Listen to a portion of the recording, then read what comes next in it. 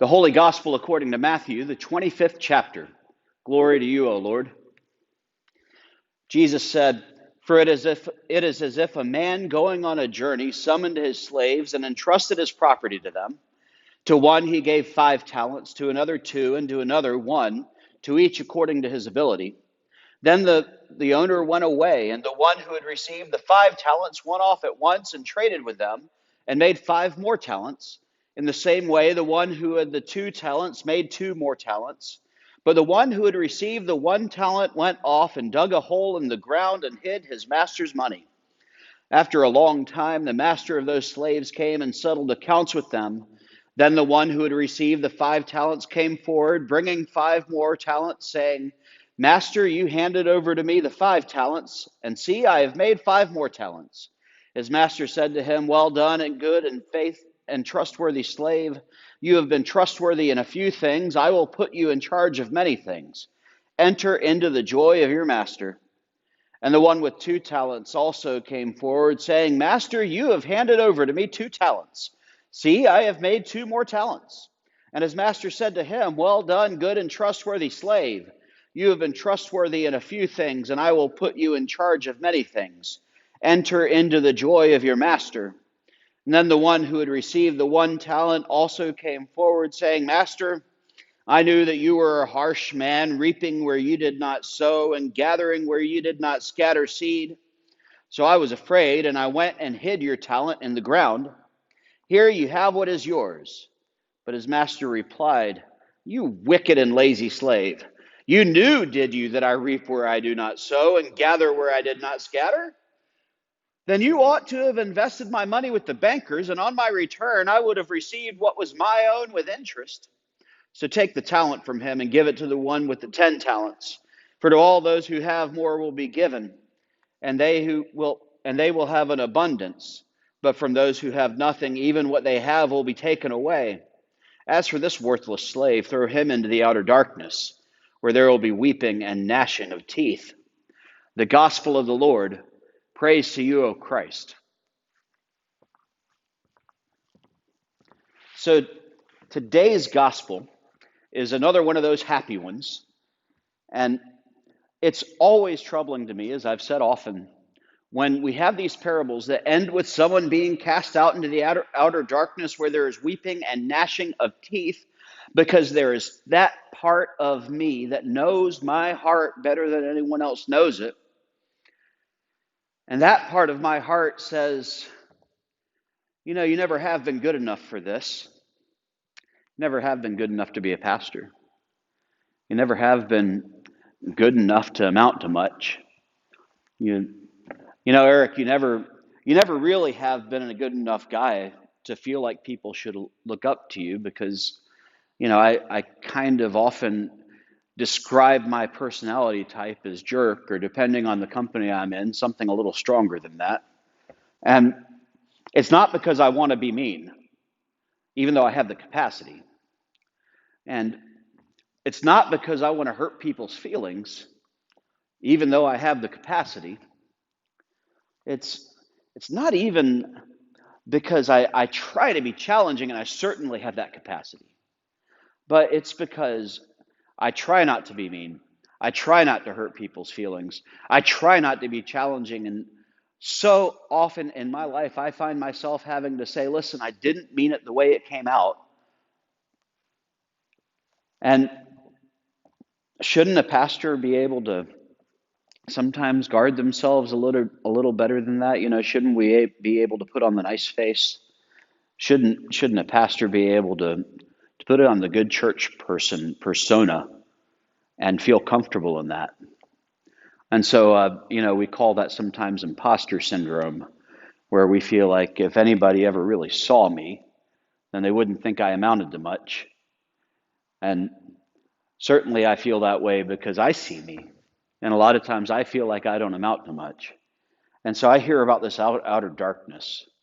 Now, don't get me wrong. It's not like I spend all the time, oh, I'm so awful. I'm so, I don't spend all that time, every moment of every day thinking how bad I am. But it is important to recognize that when you spend your life around people who are trying to do good, And you find yourself to be a person who has the capacity to throw a monkey wrench into things. I tell people that God gave me a hammer and a guitar, and I'm just as likely to use one as the other, and often both at the same time. And someone this week to me said, when I told that to them, "You must break a lot of guitars then." And I said, "Well, you got to use what you've been given." And so I imagine that there are those people out there, and this is the 10 talent person maybe, who feel absolutely comfortable being entrusted with these tremendous gifts, who feel absolutely comfortable and maybe feel worthy of receiving 5 talents to do with what they desire, so that when their master comes back, they can be deemed the good and trustworthy slave to whom little has been entrusted and they have been faithful. So now many things will be entrusted to them, invited to enter into the joy of their master. A lot of times I feel more like the 2 talent servant. The 2 talent servant has also been entrusted with a great deal. And, I may not necessarily feel like the 10 talent person or the 5 talent person, but I can do a lot with a little. And so I hear this one, and I can kind of see myself in that one, and know that I've never been given anything that I haven't tried to do something with. And I can see myself there, but I also see in myself this 1 talent person who received, granted, it was a fifth of what the one who received the most had, and half of what the one who received 2 had. But a talent is not a paltry sum. A talent is years worth of salary. This is the equivalent of winning a small lottery probably, and having the opportunity to do with that money something that could really build it into something. And the other thing that I know about me is there are those parts of myself that resist authority, and that sometimes will rebel against people trying to do nice things for me. Not because doing nice things is bad, but sometimes it's because of the one who gives it. Now, that's something I have done. Someone has offered me an opportunity, and I just didn't appreciate them, and I've squandered one of those opportunities, at least in my lifetime. And so I think this is where I connect with this slave, where this master gives him years' worth of salary to do with as he pleases. And he is so frustrated by whatever it is that he buries it, because he just knows there's a trick in this. And what's fascinating to me is, in South Carolina, we have a saying that you cut off your nose to spite your face. And, that's exactly what this guy did. So if he thinks that this master is someone who's not very fair, if he thinks this master is someone who doesn't really take care of the people around him, if he really thinks these things about this master, then one of the things he must know about this guy is that he is not a particularly tolerant person when it comes to being insulted. And if I were to walk up to you and say, I know that you are someone who gathers what they do not sow. I know someone who reaps what they did not plant. I know that you are someone who takes Amazon boxes off of the neighbor's porch. I know that you are someone who will take a parking ticket off of your windshield and put it on another windshield. I know that you are somebody who would hide every bit of what you make just to keep someone you love from wanting anything from you. Because even though you love them, I know you're not very nice, and I know you're not very generous. Imagine if I were to say that to you, how would you respond to this? How did this guy expect his master to respond to this? This is not anything to work with. And so, of course, the master comes back and said, "Well, you knew, did you, that I reap what I do not sow, and I gather what I did not plant? Why didn't you just put it in the bank?"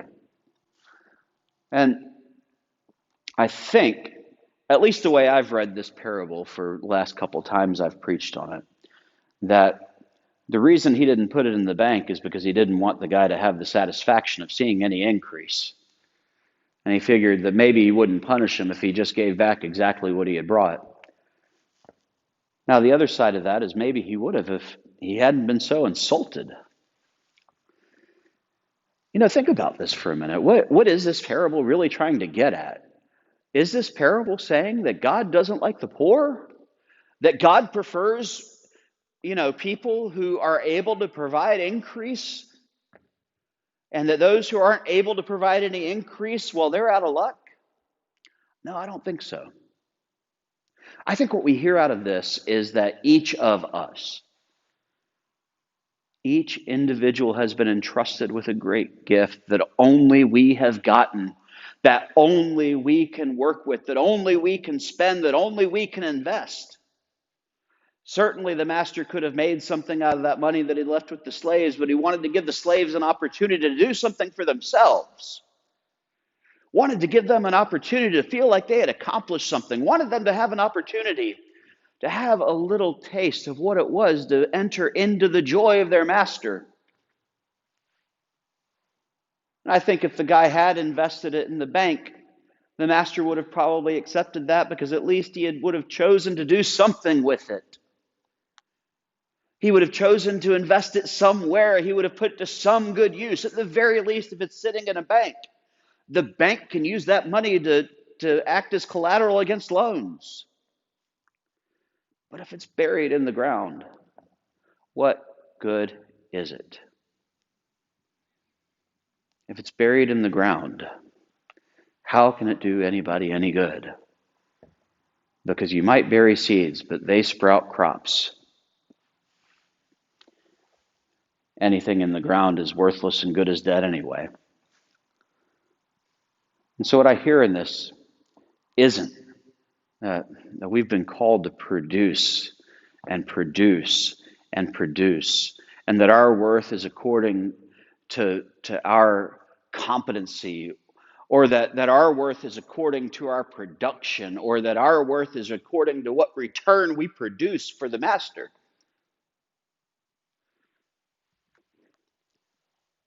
What I hear in this gospel lesson isn't that our worth has anything to do with how skilled we are at using it. The only thing I hear God demanding in this parable is that we use it somehow. Because if we take what God has given us and just bury it in the ground, we might as well be dead already. Because if we're so miserable that we're going to blame God for giving us even the breath in our body, we're already weeping and gnashing our teeth in the outer darkness, just like that man was who was waiting on that day when he knew that he was going to say, I know what kind of man you are, with the full knowledge that his master would then prove it. Now, the good news is the love that God gives us is free. It has nothing to do with whether we invest it or not. It has nothing to do with whether we return it or not. But it's also true that if we're given this gift and we do nothing with it, what good does it do us? I remember a song that we learned when I was a kid. Love is something if you give it away, give it away, give it away. Oh, love is something if you give it away that you end up having more. And if I hold that love in my heart and I hold that love to myself, not only does it not spread, not only does that love not generate something, but love that we hold in our heart and we don't share with anybody else withers and becomes unhealthy. We see the TV shows and the movies where someone has a crush on somebody and they stalk them. That is love unspent, that then becomes something that is twisted and does not look like itself. I think ultimately that's what this one talent person represents, is the ones who have potential that God believes in and absolutely refuse to do a single thing with it for whatever reason it is. And what happens at the end of this parable isn't God punishing them, but God recognizing already where they have been. That doesn't leave me any more comfortable, by the way. It still leaves me frustrated a little bit because I certainly want everybody to end up with that love. I also know that the, the very fact that I recognize this is one of the very first steps in investing what God has given me. God has given you an amazing gift, only you. But it's not a gift for you. The gifts that God gives are for the people around us. The gifts that God gives are for the sake of the world. The gift that God gives is a gift that we have been called and compelled and commanded to share. How is it that this week you will take what God has given you and spread it around, knowing that it is about the only resource that when you spend it, you get more? Amen.